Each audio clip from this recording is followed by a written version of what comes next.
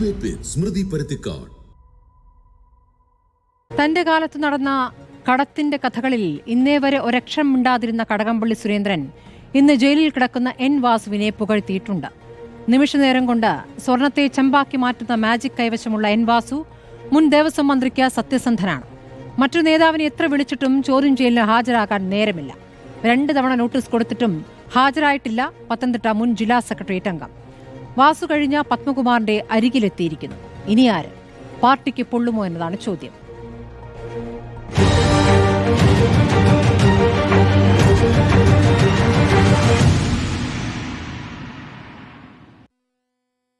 ചർച്ചയിലേക്ക് കടക്കും മുമ്പ് ഏറെ നാളത്തെ ഇടവേളയ്ക്ക് ശേഷം കോൺഗ്രസ് പ്രതിനിധി പങ്കെടുക്കുകയാണ് നമ്മുടെ ചർച്ചയിൽ. റിപ്പോർട്ടുമായി സഹകരിക്കാനുള്ള, ചർച്ചയിലേക്ക് പ്രതിനിധി അയക്കാനുള്ള KPCC നേതൃ തീരുമാനത്തിൽ സന്തോഷം അറിയിക്കുന്നു. നമ്മുടെ ചർച്ചയിൽ ഡോക്ടർ PK ഗോപനാണ് CPM പ്രതിനിധി, സന്ദീപ് വാര്യരാണ് കോൺഗ്രസ് പ്രതിനിധി, CR രാധാകൃഷ്ണൻ ദേവസ്വം മുൻ ഡെപ്യൂട്ടി കമ്മീഷണർ അതിഥിയാണ്, രാഹുൽ ഈശ്വറും വലത് നിരീക്ഷകനായി. ആദ്യം ഞാൻ സന്ദീപ് വാര്യരിലേക്ക് പോവുകയാണ്. സന്ദീപ് വാര്യർ, ഇപ്പോൾ SITയുടെ അന്വേഷണം മുന്നോട്ട് നീങ്ങുന്നു. അന്വേഷണത്തിൽ എൻ വാസുവിലേക്ക് എത്തി. ഇപ്പോൾ പത്മകുമാറിനെ വിളിപ്പിച്ചിട്ടുണ്ട്. ഇന്ന് വന്നില്ല എങ്കിൽ ഇന്നിപ്പോൾ കടകംപള്ളിയുടെ പ്രതികരണം വരുന്നു. എൻ വാസു സത്യസന്ധനായ ദേവസ്വം ബോർഡ് പ്രസിഡന്റ് ആയിരുന്നു തന്റെ കാലയളവിൽ എന്നുള്ളതാണ് അങ്ങയുടെ പ്രതികരണം.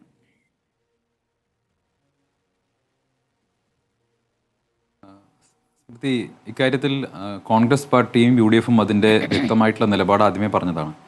SITയുടെ അന്വേഷണത്തിൽ സംശയമുണ്ടോ എന്നുള്ളതല്ല, ബഹുമാനപ്പെട്ട ഹൈക്കോടതിയുടെ മേൽനോട്ടത്തിൽ നടക്കുന്ന അന്വേഷണമാണ്.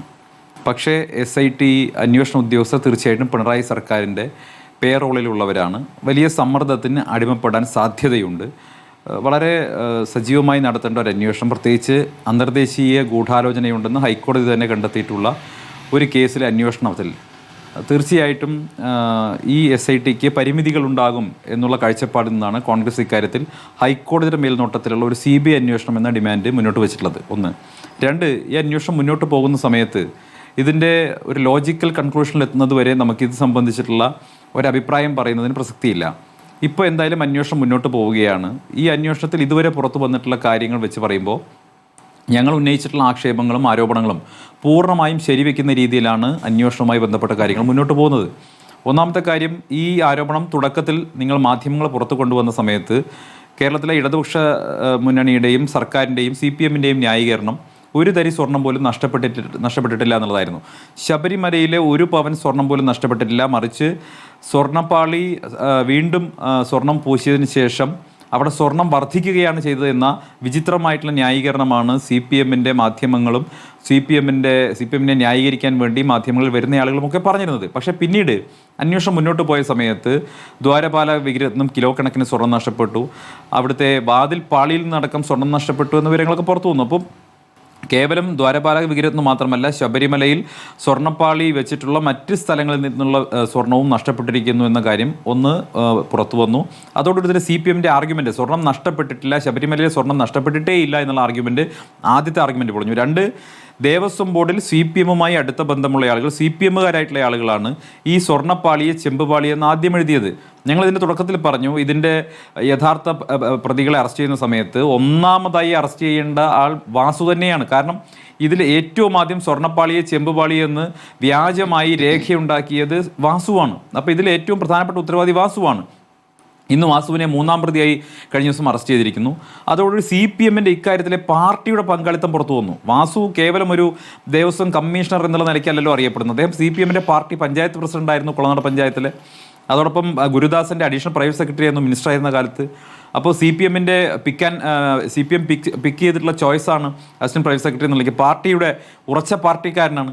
അപ്പോൾ ആ പാർട്ടി ഉറച്ച പാർട്ടിക്കാരൻ എന്നുള്ള നിലയ്ക്കും പിണറായി വിജയൻ്റെ വിധേയൻ എന്നുള്ള നിലയ്ക്കും ദേവസ്വം കമ്മീഷൻ സ്ഥാനത്ത് നിന്ന് നേരെ കടന്നു ചെല്ലുന്നത് ദേവസ്വം പ്രസിഡന്റ് സ്ഥാനത്തേക്കാണ്. അപ്പോൾ പാർട്ടിയുടെ ശക്തമായ പിന്തുണയുള്ള, ഒരുപക്ഷെ ഇന്നേ വരെ ശബരിമലയിൽ ദേവസ്വം പ്രസിഡന്റുമാരായവരിൽ ഏറ്റവും ഉറച്ച പാർട്ടിക്കാരനായിട്ടുള്ള വാസുവിൻ്റെ അറസ്റ്റ് സൂചിപ്പിക്കുന്നത് ഇതിൽ CPMന് റോളുണ്ട്, സർക്കാരിന് റോളുണ്ട്, ദേവസ്വം മന്ത്രിമാർക്ക് റോളുണ്ട് എന്നുള്ളതാണ്. ദേവസ്വം മന്ത്രിമാരോ സർക്കാരോ അറിയാതെ CPM അറിയാതെ സ്വർണ്ണക്കൊള്ളയുടെ പങ്ക് ഈ സർക്കാർ എടുത്തിരിക്കുന്നു, സ്വർണ്ണക്കൊള്ളയുടെ പങ്ക് CPM എടുത്തിരിക്കുന്നു എന്നുള്ളതാണോ കോൺഗ്രസിന്റെ ആരോപണം? തീർച്ചയായിട്ടും ഇക്കാര്യത്തിൽ CPM നേതൃത്വം അറിയാതെ വാസു മോഷ്ടിച്ചു എന്ന് എങ്ങനെ പറയും? മാത്രമല്ല വാസുവിന്റെ അറസ്റ്റോട് കൂടി CPM-ന്റെ പങ്കാളിത്തം വ്യക്തമായല്ലോ. വാസു CPM-കാരനല്ലേ? CPM-ന്റെ നോമിനിയായി ദേവസ്വം പ്രസിഡന്റ് ആകുന്നു, CPM-ന്റെ നോമിനിയായി പഞ്ചായത്ത് പ്രസിഡന്റ് ആകുന്നു. ഉറച്ച പാർട്ടിക്കാരനായതുകൊണ്ട് തന്നെ പാർട്ടി സെലക്ട് ചെയ്തിട്ടുള്ള ഗുരുദാസൻ മന്ത്രിയായിരുന്നപ്പോഴുള്ള അഡീഷണൽ പ്രൈവറ്റ് സെക്രട്ടറി ആവുന്നു. അപ്പോൾ ഉറച്ച പാർട്ടിക്കാരനായിട്ടുള്ള പാർട്ടി കേഡറായിട്ടുള്ള വാസു അറസ്റ്റിലാവുമ്പോൾ ഇത് പാർട്ടി നടത്തിയ മോഷണമാണ്, CPM നടത്തിയിട്ടുള്ള മോഷണമാണ്. ഒരു തർക്കവും ആ കാര്യത്തിൽ വേണ്ട. ഇനി അറസ്റ്റിലാകാൻ ബാക്കിയുള്ള പത്മകുമാർ ആരാണ്? CPM-ന്റെ MLA ആയിരുന്നു. പ്രശാന്ത് CPM-കാരനാണ്. ഇത് പൂർണ്ണമായും CPM നേതൃത്വം അറിഞ്ഞുകൊണ്ട് നടത്തിയിട്ടുള്ള മോഷണമാണ് എന്നുള്ള കാര്യം, അതിന്റെ തെളിവുകളാണ് ഓരോ ദിവസവും പുറത്തു വരുന്നത്. ഹൈക്കോടതി പറഞ്ഞതുപോലെ ഒരു അന്താരാഷ്ട്ര ഗൂഢാലോചന സുഭാഷ് കപൂർ പോലെയുള്ള ഏതോ ഒരു വ്യക്തിത്വം ഇതിന് പുറകിൽ പ്രവർത്തിച്ചിട്ടുണ്ടെങ്കിൽ തീർച്ചയായിട്ടും അത് അന്വേഷിക്കാൻ പര്യാപ്തമായിട്ടുള്ള ഏജൻസികൾ ഇവിടെ വരേണ്ടിയിരിക്കുന്നു. ശരി, ഡോക്ടർ PK ഗോപൻ, ഇപ്പോൾ സന്ദീപ് വാര്യർ പറഞ്ഞതിന് അങ്ങ് മറുപടി നൽകണം. ഇനിയിപ്പോൾ ഈ പാർട്ടിക്കാണ് അതിന്റെ ലാഭം കിട്ടിയത് എന്നുള്ളൊരു രാഷ്ട്രീയ ആരോപണമായിട്ട് എടുക്കുകയാണെങ്കിൽ കൂടി, ഇപ്പോൾ പാർട്ടിയിൽ ഒരാൾ ആരോപണ വിധേയനായാൽ സാധാരണഗതിയിൽ എന്താണ് ചെയ്യുക? അയാൾ ഞങ്ങളിൽപ്പെട്ടവരല്ല, അയാളെ ഞങ്ങൾ ഇതാ മാറ്റി നിർത്തിയിരിക്കുന്നു എന്ന് പറയും. പക്ഷെ ഇന്നും കടകംപള്ളിക്ക് 100 നാവാണ് എൻ വാസുവിനെ കുറിച്ച് പറയുമ്പോൾ. എന്താണ് അതിന്റെ അർത്ഥം?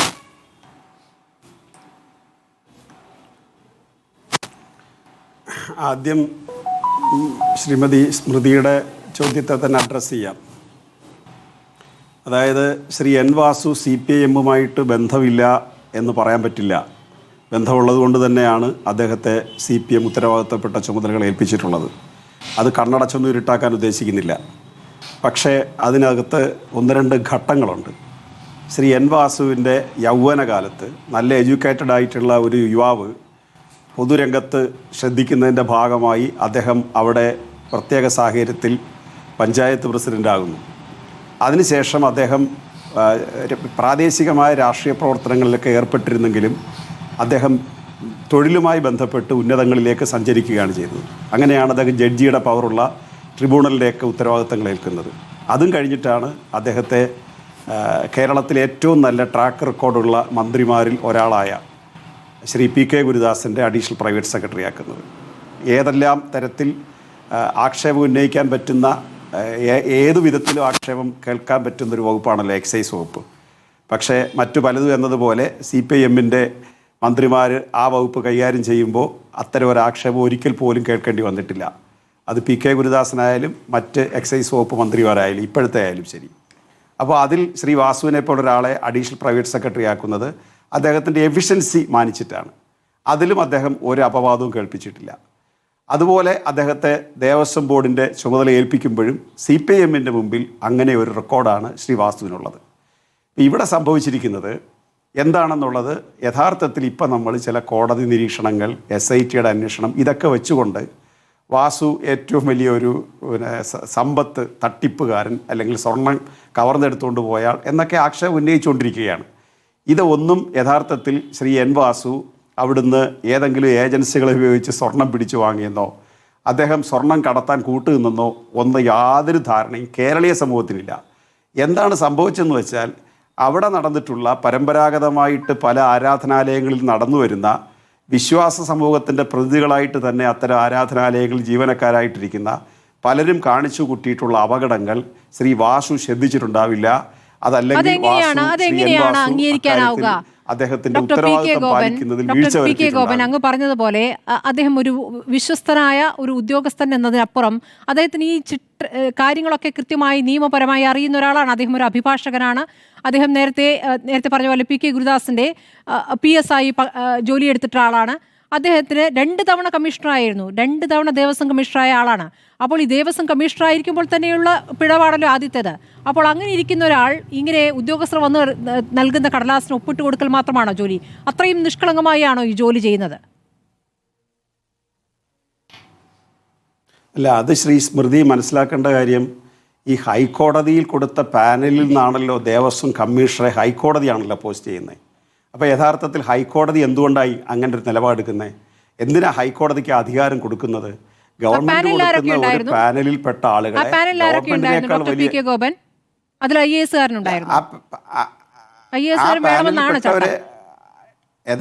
IAS-കാരൻ വേണമെന്നാണ് ചട്ടം. അതുണ്ടായില്ല ആ പാനലിൽ. അത് കോടതി എന്താ കോടതി എന്താ ശ്രീ സ്മൃതി കോടതി പട്ടികയിൽ നിങ്ങളൊരു അല്ലല്ല ഇതിന് ഉത്തരം പറഞ്ഞാട്ടെ. കോടതിയിൽ കൊടുത്ത പട്ടികയ്ക്കകത്ത് സ്മൃതി പറഞ്ഞ നിയമവശമാണെങ്കിൽ ഇത് കോടതിയിലാണ് കൊടുത്ത, നിയമത്തിൻ്റെ അപ്പോസ്തല കേന്ദ്രമാണ് കോടതി. അവിടെ അവരെന്തുകൊണ്ടാണ് ഗവൺമെന്റിനോട് പറയാഞ്ഞ് നിങ്ങൾ ഈ ലിസ്റ്റ് അങ്ങ് മാറ്റിയിട്ട് IAS കേഡർമാരുടെ ലിസ്റ്റ് കൊണ്ടുവരാൻ കോടതിക്ക് പറയാറില്ലല്ലോ? അപ്പോൾ IAS കുഴപ്പമില്ല എന്നാണല്ലോ. അങ്ങ് ആ പട്ടിക പറയൂ, അതിനുശേഷം ഞാൻ മറുപടി പറയാം. പട്ടികയിൽ പട്ടിക എന്തോ ആവട്ടെ, ശ്രീ സ്മൃതി. IAS വേണമെന്നുള്ളതാണ്. എന്തുകൊണ്ട് IAS ഒഴിവാക്കപ്പെട്ടു? അതിനുശേഷം എൻ വാസു അത് യോഗ്യനാണ് ഉത്തരം പറയുന്നത് അതെങ്ങനെയാണ്? ഞാൻ ചോദിക്കട്ടെ, ഒരു ജോലിക്ക് ശ്രീ സ്മൃതി ജേർണലിസം ഒരു ജോലി കൊടുക്കുന്നു, അതിൽ ജേർണലിസത്തിന്റെ ഇന്ന കോഴ്സ് പാസ്സായിരിക്കണമെന്ന് ആ സ്ഥാപനം അനുശാസിക്കുന്നു. അപ്പോൾ അവരല്ലാത്ത ഒരാൾ വന്നാൽ അവർ അപ്പോയിൻമെന്റ് ഓർഡർ കൊടുക്കുമോ? അതുപോലെ കേരള ഹൈക്കോടതിയിൽ IAS കേഡർ ഇല്ലെങ്കിലും പോസ്റ്റ് ചെയ്യാവുന്നതുകൊണ്ടാണല്ലോ അവർ ദേവസ്വം കമ്മീഷണറായിട്ട് അദ്ദേഹത്തെ പോസ്റ്റ് ചെയ്തത്. അപ്പോൾ ബഹുമാനപ്പെട്ട കോടതിയുടെ മുമ്പിൽ കോടതി വളരെ കൃത്യമായി അന്വേഷിക്കുമല്ലോ ഇയാളുടെ ട്രാക്ക് റെക്കോർഡർ. ആരുടെ പേര് കൊടുത്താലും കോടതി അന്വേഷിക്കും. കോടതിക്ക് അതിനുള്ള സംവിധാനം ഉണ്ടല്ലോ. ആ അന്വേഷണത്തിൽ കോടതിയുടെ മുമ്പിലും ശ്രീ എൻ വാസുവിനെ നിർദ്ദേശിക്കുമ്പോൾ എന്താണ് സർക്കാർ പറഞ്ഞിരുന്ന ന്യായീകരണം? അങ്ങ് പറയൂ. സർക്കാർ പറഞ്ഞ ന്യായീകരണം എന്താ? സർക്കാരിന്റെ മുമ്പിൽ നല്ല ട്രാക്ക് റെക്കോർഡുള്ള ഒരാളിനെയാണ് കൊടുത്തത്. അത് തന്നെയാണ് കോടതിയും പരിഗണിച്ചത്. കോടതിയുടെ മുമ്പിൽ ഞാൻ ആവർത്തിക്കുകയല്ലേ, അത് കോടതിക്ക് വേണമെങ്കിൽ അന്വേഷിച്ചിട്ട് അത് ആ ആൾ പറ്റിയതല്ലെന്നെങ്കിൽ കോടതി നിയമിക്കില്ല. കാരണം പലരും തെറ്റിദ്ധരിക്കുന്നത് പോലെ ഇത് ഗവൺമെൻറ് നേരിട്ടല്ലല്ലോ കമ്മീഷൻ നിയമിക്കുന്നത്. ഗവൺമെൻറ് നേരിട്ട് അവിടെ പോസ്റ്റ് ചെയ്യാനുള്ള അധികാരം ദേവസ്വം ബോർഡ് പ്രസിഡന്റിനെയും അംഗങ്ങളെയും മാത്രം, അതും ഭരണഘടനാപരമായ ഉത്തരവാദിത്വം ഉള്ളതുകൊണ്ട് ബാക്കി മുഴുവൻ കാര്യങ്ങളും അവിടെ നടക്കുന്നത് കോടതിയുടെ നിരീക്ഷണത്തിലാണ്. കോടതിയുടെ നിരീക്ഷണത്തിലാണ്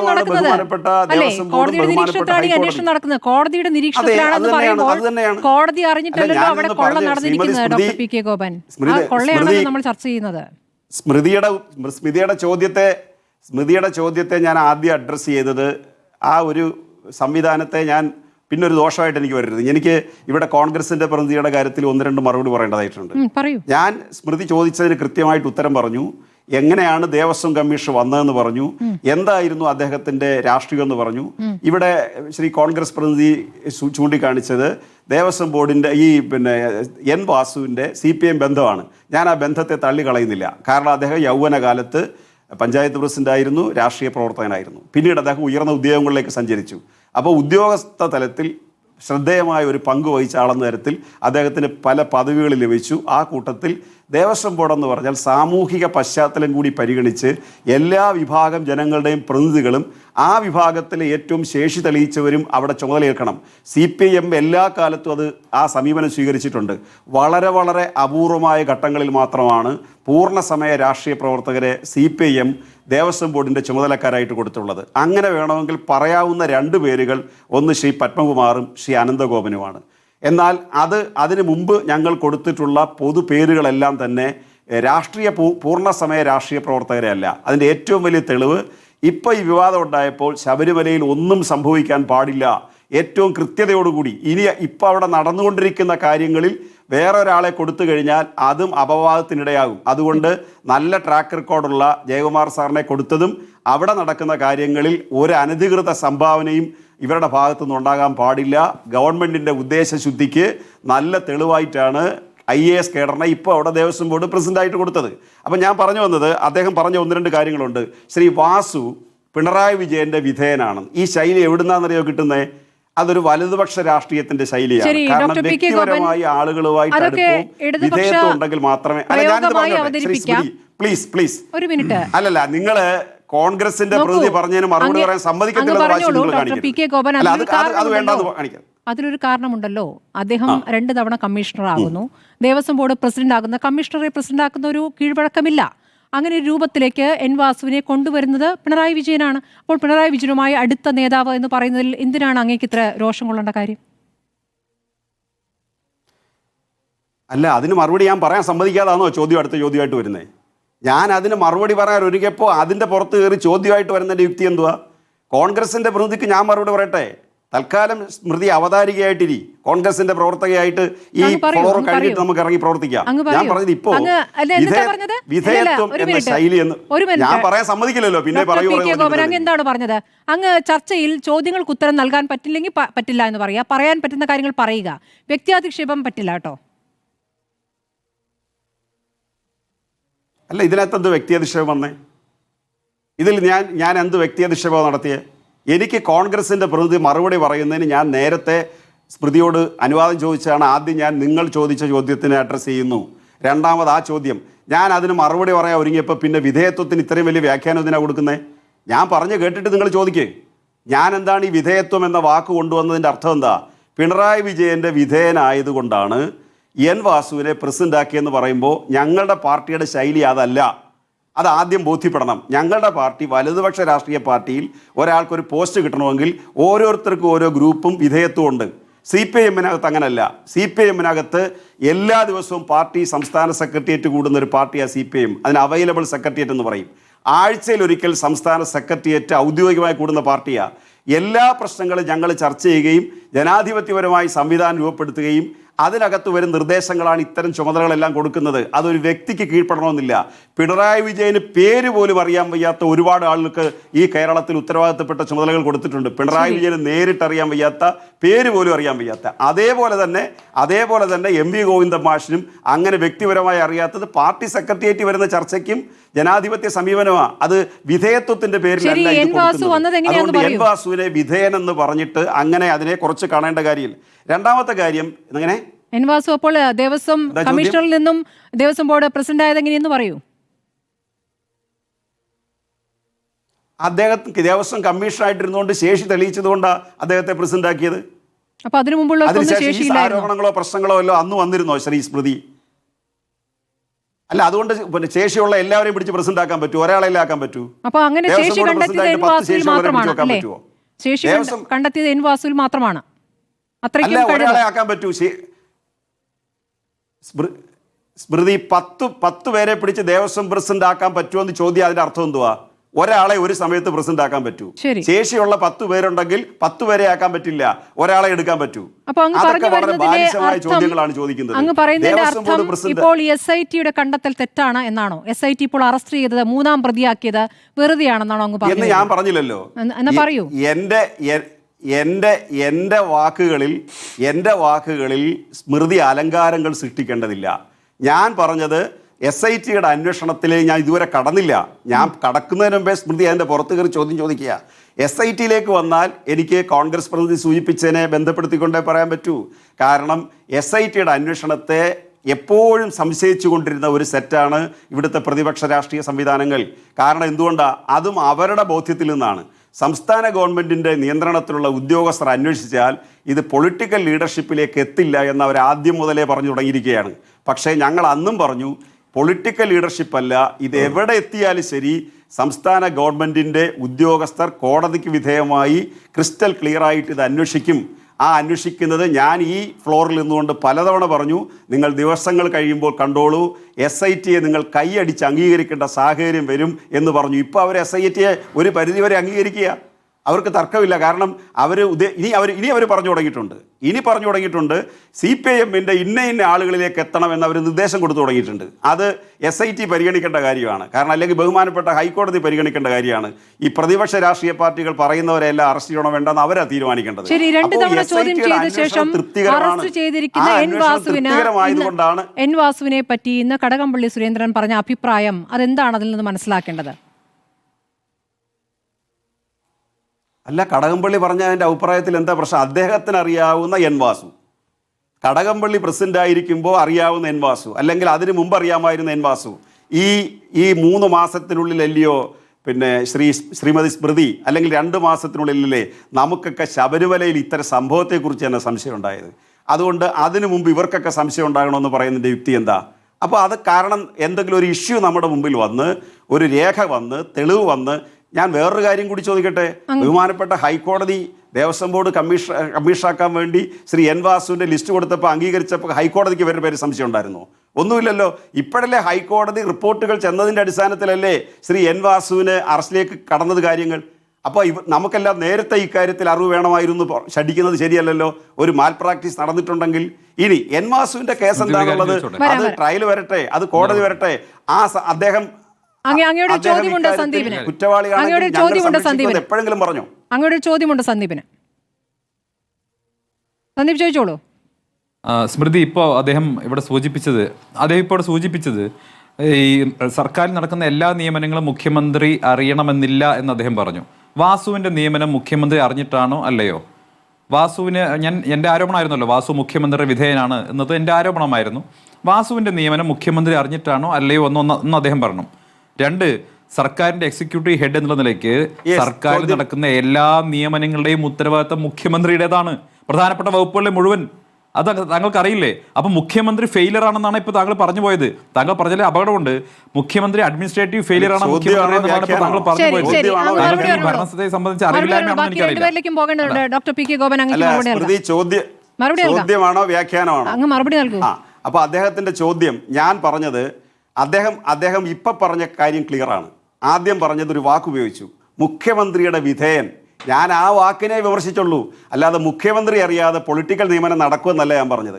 മുഖ്യമന്ത്രി ഒപ്പിടേണ്ട പേപ്പറുകളിൽ മുഖ്യമന്ത്രി ഒപ്പിട്ടാലേ നിയമനം നടക്കൂ. പക്ഷേ മുഖ്യമന്ത്രിയോട് വ്യക്തിപരമായി വിധേയത്വമുള്ള ആളുകളെയാണ് ഇത്തരം നിയമനങ്ങളിൽ പോസ്റ്റ് ചെയ്യുന്ന ഇത്തരം പോസ്റ്റുകളിൽ നിയമിക്കുന്നത് എന്നുള്ളത് CPIM-ന്റെ രാഷ്ട്രീയ ശൈലിയല്ലെന്നേ ഞാൻ പറഞ്ഞുള്ളൂ. അത് വലതുപക്ഷ രാഷ്ട്രീയ ശൈലിയാണ്, അത്രേ ഞാൻ പറഞ്ഞുള്ളൂ. പിന്നെ അന്ന് പറഞ്ഞത്, പിന്നെ ശ്രീമതി സ്മൃതി തന്നെ ഇടയ്ക്ക് പറഞ്ഞത്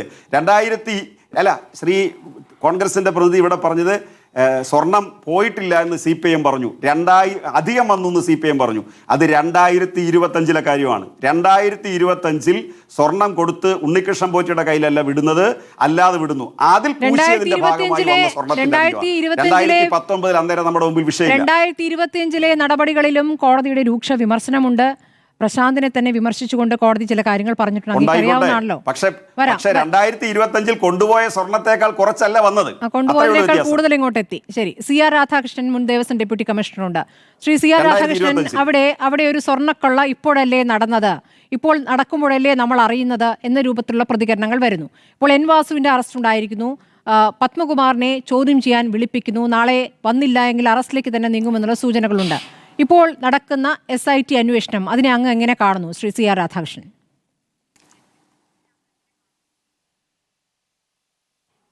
സ്മൃതി, ഈ തിരുവിതാംകൂർ ദേവസ്വം ബോർഡ് എന്ന് പറഞ്ഞ ഒരു ക്ഷേത്ര ഭരണ സ്ഥാപനമാണ്. ഇത് രാജഭരണത്തിലെ ഇന്ന് 214 വർഷം, അത് കഴിഞ്ഞ് നമ്മൾ ജനാധിപത്യ ഭരണത്തിൽ 1950 മുതൽ ഇങ്ങോട്ട് 76 വർഷം പിന്നിട്ട് കഴിഞ്ഞു. അപ്പോൾ ഈ കാലങ്ങളിലൊന്നും ഉണ്ടാകാത്ത സംഭവങ്ങളാണ് നമ്മുടെ മുമ്പിൽ ഇപ്പോൾ ഉണ്ടായിക്കൊണ്ടിരിക്കുന്നത്. അപ്പോൾ ഇത് തന്നെ ഇപ്പോൾ നേരത്തെ ഒരു സ്മൃതി തന്നെ പറഞ്ഞു, ഈ കോടതിയുടെ ഇടപെടൽ 2005-2006 അന്നത്തെ ബോർഡ് ശ്രീരാമൻ നായർ അടങ്ങിയ ഒരു ബോർഡുണ്ടായിരുന്നു. ആ ബോർഡിനെ പറ്റി വളരെ നിശിതമായി വിമർശനങ്ങൾ പല ഭാഗത്തു നിന്നും ബഹുമാനപ്പെട്ട കോടതിയുടെ മുമ്പിൽ വന്നു. ഒരു 10-40ഓളം ആരോപണങ്ങൾ, ഗുരുതരമായ ആരോപണങ്ങൾ. അന്ന് ശ്രീമാൻ AR ലക്ഷ്മണൻ അവർകളായിരുന്നു കേരള ഹൈക്കോടതിയിലെ ഡിവിഷൻ ബെഞ്ചിൻ്റെ സീനിയർ ജഡ്ജ്. അദ്ദേഹം ഒരു സബ് കമ്മിറ്റി വെച്ചു. സുപ്രീം കോടതി ജഡ്ജിയായിരുന്നു ജസ്റ്റിസ് KS പരിപൂർണൻ, ഹൈക്കോടതിയിൽ നിന്ന് റിട്ടയർ ചെയ്ത ജസ്റ്റിസ് BM തുളസീദാസ്, അതുപോലെ CBIയുടെ ഡയറക്ടറായിരുന്നു ശ്രീ കാർത്തികേയൻ. ആ കമ്മിറ്റി 2007 ജനുവരി മുതൽ ഡിസംബർ വരെ ഈ കാര്യങ്ങൾ വിശദമായി പരിശോധിക്കുകയും, ഈ കമ്മിറ്റി പരിശോധിക്കുന്നതിൻ്റെ കാലഘട്ടത്തിൽ തന്നെ അന്നത്തെ ബഹുമാനപ്പെട്ട മുഖ്യമന്ത്രി ശ്രീ ഉമ്മൻചാണ്ടി സർക്കാർ ഈ ബോർഡിനെ നിയമനിർമ്മാണത്തിലൂടെ നീക്കി വേറെ പുതിയ ബോർഡിനെ നിയോഗിക്കുകയും ചെയ്തു. ഈ കാലഘട്ടത്തിൽ 2007 ജസ്റ്റിസ് പരിപൂർണൻ കമ്മീഷൻ റിപ്പോർട്ടിലാണ് ഇത്തരം സംഭവങ്ങൾ ഇനി ആവർത്തിക്കാതിരിക്കാൻ ഒരു 5 വർഷത്തേക്ക് ഒരു സീനിയർ IAS ഓഫീസറെ തിരുവിതാംകൂർ ദേവസ്വം ബോർഡിലെ കമ്മീഷനായിട്ട് നിയമിക്കണം. അന്ന് അദ്ദേഹം അതിനകത്ത് പ്രധാനമായും പറഞ്ഞത്, ഈ ദേവസ്വം ബോർഡിലെ തനത് ഉദ്യോഗസ്ഥന്മാർ സർവീസിൽ നിന്നും ഈ പ്രൊമോഷൻ കിട്ടി തസ്തികയിലിരിക്കുന്നവർക്ക് ഈ ബോർഡിനെ നിലയ്ക്ക് നിർത്താൻ, അല്ലെങ്കിൽ പല കാര്യങ്ങളിലും അഭിപ്രായം പറയുമ്പോൾ ബോർഡ് അതിനെ അതിജീവിക്കുന്ന ഒരവസ്ഥയാണ് നിലവിലുള്ളത്. അതുകൊണ്ട് ചട്ടങ്ങളും റൂളും വളരെ വ്യക്തമായി നിർണയിക്കാനും അത് നടത്താനും കഴിവുള്ള ഒരു ഗവൺമെൻറ് ഉദ്യോഗസ്ഥനെ നിയമിക്കണം. ഇവിടെ അത് മാത്രമല്ല, അന്ന് നമ്മുടെ ദേവസ്വം ബോർഡിലെ ബഡ്ജറ്റ് പിന്നെ അക്കൗണ്ട് സിസ്റ്റം അത് AG's ഓഫീസിൽ ഒരു ഉദ്യോഗസ്ഥനെ നിയമിക്കുകയും ചെയ്തു. വളരെ കഷ്ടമെന്ന് തന്നെ പറയട്ടെ. ഈ ഇത്തരം സംഭവങ്ങൾ വന്നതിന് ശേഷം വളരെ ദുരിതപൂർണമായ ഒരു സാഹചര്യമാണ് ഈ സ്ഥാപനം നേരിടുന്നത്. ഇപ്പോൾ 2007 ആ ജഡ്ജ്മെൻറ്റിൽ പറയുന്നത് സീനിയർ IAS ഓഫീസറെ നിയമിക്കണമെന്നാണ്. പക്ഷേ ഇപ്പോൾ തിരുവിതാംകൂർ ദേവസ്വം ബോർഡിൻ്റെ നിലവിലുള്ള കമ്മീഷണർ വരെ സെക്രട്ടേറിയറ്റ് മുതിർന്ന ഉദ്യോഗസ്ഥനാണ്. അപ്പോൾ ഈ കോടതി ഉത്തരവുകളൊന്നും പാലിക്കാതെ ഈ നിരന്തരമായി ഈ സ്ഥാപനത്തിന് വളരെ ലാഘവ ബുദ്ധിയോടെ ഈ സ്ഥാപനത്തിനെ കണ്ടുവരുന്നതാണ് ഈ സ്ഥാപനത്തിന് ഇന്ന് നേരിടുന്ന ഏറ്റവും വലിയ പ്രശ്നം. ഇപ്പോൾ ഈ നമ്മൾ പറഞ്ഞല്ലോ, ഈ നിലവിലുള്ള ഉദ്യോഗസ്ഥന്മാർക്ക് ഈ ബോർഡ് ഉദ്യോഗസ്ഥന്മാർ ഭരണാധികാരികളെ അവരുടെ നിലവിലുള്ള അധികാരങ്ങൾ അതങ്ങനെ നിൽക്കുകയാണ്. അവർക്ക് വളരെ ശക്തമായ നിയമനിർമ്മാണത്തിലുള്ള അധികാരമാണ് നൽകിയിട്ടുള്ളത്. അത് പഠിക്കാതെ അതിൻ്റെ പരിമിതികൾ പഠിക്കാതെ അവർ ഈ വെറും ട്രസ്റ്റികളാണ്. ഈ ദേവാലയ സ്ഥാപനങ്ങൾ നമ്മളെ കുഞ്ഞുങ്ങളുടെ നിയമമാണ് ഇവിടെയുള്ളത്. കുഞ്ഞുങ്ങളുടെ വസ്തുക്കൾ ആ രക്ഷകർത്താക്കൾക്ക് തിരിമറിയാൻ അവകാശമില്ല. അത് ചെയ്താൽ ആ ചെയ്തവരെ, അവരുടെ തലമുറയെ, അവരുടെ പിൻഗാമിയെ പിടിക്കാനുള്ള നിയമങ്ങളൊക്കെ ഇവിടെ ഈ ദേവസ്വം ആക്റ്റിൽ വളരെ വ്യക്തതയോടുകൂടി പറയുക. ഇതൊന്നും അറിയാതെ വരിക, വന്നിട്ട് ഏത് നിയമങ്ങളും പാലിക്കുക, ചട്ടം പാലിക്കാതെ കൊണ്ടുപോകാൻ പറ്റില്ലെന്ന് പറഞ്ഞാൽ ചട്ടം പാലിക്കപ്പെടുക. അപ്പോൾ ആ കണക്കിലൊക്കെ വാസു സാറിൻ്റെ അപ്പോയിൻമെൻറ്റ് തന്നെ വാസ്തവത്തിൽ വാസു സാർ IAS അല്ലെന്ന് മാത്രമല്ല, അദ്ദേഹം ഒരു പബ്ലിക് സർവൻ്റ് ആയിരുന്നില്ല. അദ്ദേഹം ഒരു ഗവൺമെൻറ് അപ്പോയിൻറ്റ് ചെയ്ത് വന്ന, കാരണം ഈ ബാറിൽ നിന്നും ഗവൺമെൻറ്റിൻ്റെ അപ്പോയിൻമെൻറ്റിലൂടെ വന്ന ആളാണ്. അപ്പോൾ അദ്ദേഹം കമ്മീഷൻ ആരും എതിർക്കാൻ പോയില്ല. ഇപ്പോൾ അതാണ് സെക്രട്ടേറിയറ്റിലെ ഒരു സീനിയർ ഡെപ്യൂട്ടി സെക്രട്ടറിയോ ജോയിൻറ്റ് സെക്രട്ടറിയോ കണ്ടാണ് വന്നുകൊണ്ടിരിക്കുന്നത്. അപ്പോൾ അവർക്ക് ഈ സ്ഥാപനത്തിലെ, ഈ ദേവാലയ സ്ഥാപനത്തിലെ പ്രത്യേകതകളൊന്നും അറിയത്തില്ല. കാരണം ഇത് സർക്കാരിനേക്കാൾ സുഘടിതമായി സംഘടിക്കപ്പെട്ട അങ്ങ് പാറശാല മുതൽ പെരുമനം വരെ നീണ്ടു കിടക്കുന്ന 1250 അമ്പലങ്ങളുള്ളൊരു മഹാസംഭവമാണ്. നമ്മൾ സാധാരണ ഭക്തന്മാർക്ക് തോന്നും ഇത് ഈ അമ്പലങ്ങൾ മാത്രമല്ല. ഇതിൻ്റെ പിന്നിൽ 10-18 സ്കൂളുകൾ, സീനിയർ കോളേജുകൾ, അതുപോലെ തന്നെ പ്രസ്സുകൾ, അങ്ങനെ വളരെ വിപുലമായൊരു സംവിധാനം ഇവിടെയുണ്ട്. അപ്പോൾ അതിൻ്റെ ഗൗരവത്തോടെ കാണാൻ കഴിയുന്നില്ല. അത് ആരും മേഖല, ഞാനിപ്പോൾ ഒരു പ്രത്യേക രാഷ്ട്രീയക്കാരെയും ഞാൻ ആക്ഷേപിക്കാൻ തയ്യാറല്ല. പക്ഷേ വളരെ ലാഘവ ബുദ്ധിയോടെ കാര്യങ്ങൾ കാണുകയാണ്. ഇവിടെ തന്നെ 2007 അന്ന് അദ്ദേഹം ജസ്റ്റിസ് പരിപൂർണ കമ്മീഷൻ്റെ റിപ്പോർട്ടിൽ വളരെ സുതാര്യമായി നടത്തിക്കൊണ്ടു പോകാനുള്ള ഒരു 10-40 നിർദ്ദേശം അദ്ദേഹം വച്ചിട്ടുണ്ട്. ആ നിർദ്ദേശങ്ങളെല്ലാം സംസ്ഥാന ഗവൺമെൻറ് അംഗീകരിച്ചു, കോടതി അംഗീകരിച്ചു, അന്നത്തെ ബോർഡും അംഗീകരിച്ചു. പക്ഷേ വളരെ കഷ്ടം, അതിന് വിരുദ്ധമായിട്ടുള്ള നടപടികളാണ് നിയമനങ്ങളിലായാലും ചട്ടങ്ങളിലായാലും ബോർഡ് നിയമിക്കുന്നതിലായാലും ഒക്കെ തുടർന്നു വരുന്നത്. അപ്പോൾ അതിൻ്റെ പരിണത ഫലം തന്നെയാണ് ഇന്ന് കാണുന്ന ഈ സംവിധാനങ്ങൾ. വളരെ കർക്കശമായ ഒരു ഭരണാധികാരികൾ ഈ സ്ഥാപനത്തിൽ ഇല്ലാത്തതിൻ്റെ അഭാവമാണ് നമ്മൾ ഈ സ്ഥാപനം നേരിടുന്നത്. ഇവിടെ ഇത് ഇപ്പോൾ പറഞ്ഞല്ലോ, ഈ ബഹുമാനപ്പെട്ട ഇപ്പോൾ നിയമിച്ച അദ്ദേഹത്തിൻ്റെ ദേവസ്വം ബോർഡിൽ 2 വർഷം അദ്ദേഹം ബോർഡിൻ്റെ ചാർജിലിരുന്ന ആളാണ്. 2009-2010 അദ്ദേഹം ഒറ്റയ്ക്ക്, കാരണം ദേവസ്വം ഹിന്ദു ധർമ്മസ്ഥാപന നിയമത്തിലൊരു പുതിയ അമെൻമെൻറ്റ് സംസ്ഥാന ഗവൺമെൻറ് 2015 വരുത്തി. മേജർ ബോർഡ് പ്രസിഡന്റും അംഗങ്ങളും ഇല്ലാത്തൊരു ഘട്ടത്തിൽ ഈ ബോർഡിന് പകരം ഒരു ഗവൺമെൻറ്റിന് ഒരു സെക്രട്ടറിയെ നിയോഗിക്കാം. അങ്ങനെ വന്ന ആൾ അദ്ദേഹം ബോർഡിൻ്റെ പരമാധികാരത്തിൽ ഇരുന്നിട്ടുണ്ട്. അദ്ദേഹം ഫെസ്റ്റിവൽ നടത്തിയിട്ടുണ്ട്. അത് കഴിഞ്ഞ് അദ്ദേഹം 12 വർഷം ശബരിമല വികസന കമ്മിറ്റിയുടെ ചെയർമാനായിട്ടിരുന്നിട്ടുണ്ട്. ആ CVC റിപ്പോർട്ടൊന്നും എടുത്ത് 2018 CEC റിപ്പോർട്ടൊന്നും എടുത്ത് നോക്കിയാൽ അറിയാം, സെൻട്രൽ എംപവേർഡ് കമ്മിറ്റിയുടെ റിപ്പോർട്ട്. അപ്പോൾ ഇതൊന്നും എടുത്തു പരിശോധിക്കാൻ തയ്യാറാവാതെ, അവരുടെ ട്രാക്കുകളൊന്നും പരിശോധിക്കാതെ നമ്മൾ എല്ലാം ഇങ്ങനെ ദേവസ്വമല്ലേ, വളരെ ലാഘവ ബുദ്ധി. വാസ്തവത്തിൽ ഇത് സർക്കാർ സംവിധാനത്തേക്കാൾ വളരെ ശക്തമായ ഒരു സംവിധാനമാണ്. വളരെ വിപുലമായി ഉത്തരവാദിത്തപ്പെട്ട ആളുകൾ വരേണ്ട ഒരു സ്ഥാപനമാണിത്.